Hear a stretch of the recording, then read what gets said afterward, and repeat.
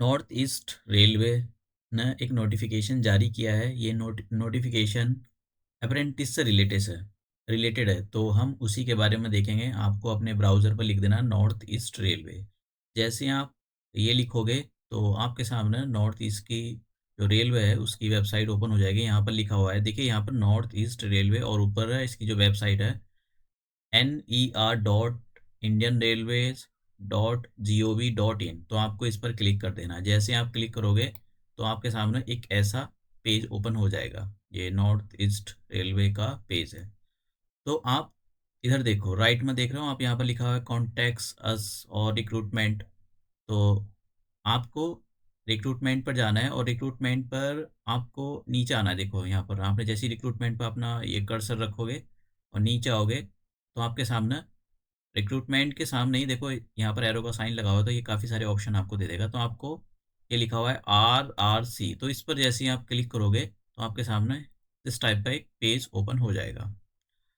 तो मैं आपको दिखा देता हूँ ये कैसा। जैसा आपने यहाँ क्लिक किया और इस पर क्लिक करोगे तो ऐसा पेज ओपन होगा आपके सामने। तो आप सबसे नीचे से देखो, एक एक दो तीन ऐसे बॉक्सेस जो दिखाई दे रहे हैं, तो नीचे से पहली लाइन को छोड़कर दूसरी पर यहाँ पर लिखा है एक्ट अप्रेंटिस ट्रेनिंग नोटिफिकेशन। जैसे ही आप इस पर क्लिक करोगे तो आपके सामने ऐसा एक पेज ओपन हो जाएगा। अब पहले मैं नोटिफिकेशन के बारे में बता देता हूँ, फिर आपको कैसे अप्लाई करना है ये भी बता दूंगा। तो आपको डाउनलोड पर क्लिक करना है, तो आपके सामने एक ये ऐसा पेज ओपन हो जाएगा। तो सबसे पहले मैं ये बता देता हूँ कि टोटल कितने, मतलब ये अप्रेंटिस के लिए अप्लाई नहीं कर सकते हो। 1104 टोटल पोस्ट हैं ये। तो लास्ट डेट कब रहेगी, देखिए 24 24 दिसंबर लास्ट डेट है और 25 नवंबर से आप फॉर्म फिल कर सकते हो। आपका ट्रेनिंग पीरियड 1 साल का होता है। और देखिए यहाँ पर सब दिखा है कि किसके लिए कितनी, मैकेनिकल के लिए कितनी चाहिए, वक्त सब जगह ये मतलब सब लिखा हुआ है कि तो आप अपने जिसके लिए पोस्ट के लिए आप अप्लाई करोगे आप अप्लाई कर देना। मैं आपको बस ट्रेनिंग पीरियड 1 साल का होगा और जब आप ट्रेनिंग करते हो तो ऑफकोर्स आपको सैलरी मिलती है उसके ट्रेनिंग के दौरान। देखिए फ़ायदा इनका काफ़ी होता है।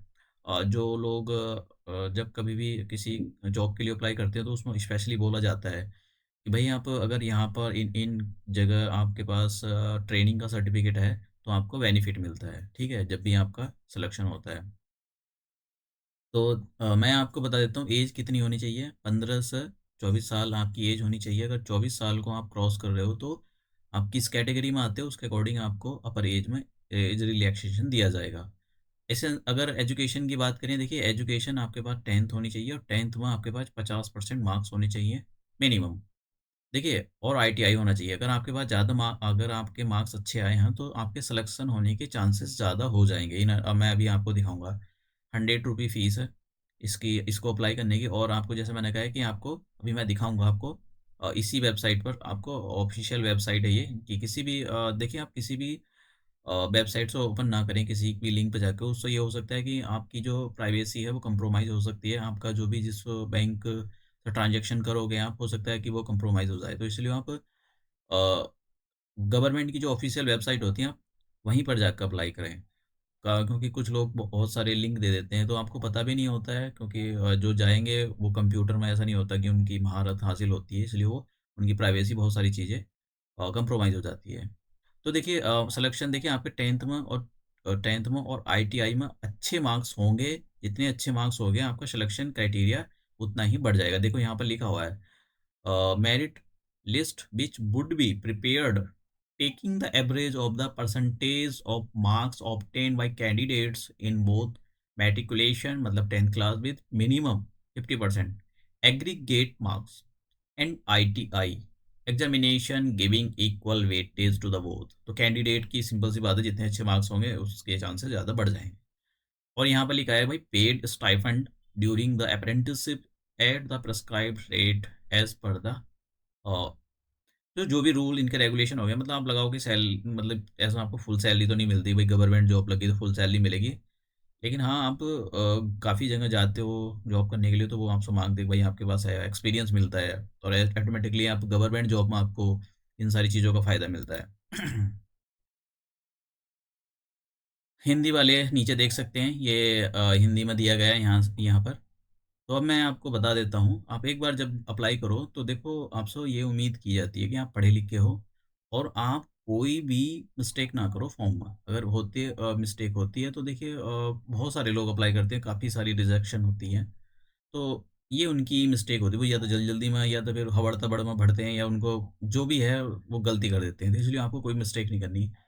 जैसे मैंने कहा आपको अप्लाई करने के लिए यहाँ पर ऑप्शन आ रहा है अप्लाई, ऑनलाइन अप्लाई, तो आप इसको जैसे ही क्लिक करोगे तो आपके सामने ऐसा एक पोर्टल ओपन हो जाएगा। तो देखो यहाँ पर इसमें सब दिया गया है, अगर ऑनलाइन नोटिफ़िकेशन वो यहाँ पर ऑनलाइन रजिस्ट्रेशन, तो सबसे पहले जो नए होंगे उनको रजिस्ट्रेशन करना है और नोटिफ़िकेशन जिसको डाउनलोड करनी है वो वहाँ से भी कर सकता है, यहाँ से भी कर सकता है। तो ऑनलाइन रजिस्ट्रेशन पे जैसे ही आप क्लिक करोगे, तो आपके सामने ऐसा पेज ओपन हो जाएगा, देखिए, ठीक है? तो जैसे ही ये पेज ओपन होगा तो आपको नीचे आना है और देखिए यहाँ पे लिखना है I have read all the instructions carefully proceed. जैसे ही आप इस पर क्लिक करोगे तो इस पर प्रोसीड कर देना है और आपके सामने एक ऐसा पेज ओपन हो जाएगा, ठीक है? तो आपको देखो यहाँ पर ये पूछा है सेलेक्ट ट्रेड, आपके भाई किसके लिए आप अप्लाई कर रहे हो? जैसे पेंटर के लिए हो, वेल्डर किसके लिए कर रहे हो? तो जैसे मैं वेल्डर के लिए बोल देता हूँ, नेक्स्ट करूँगा।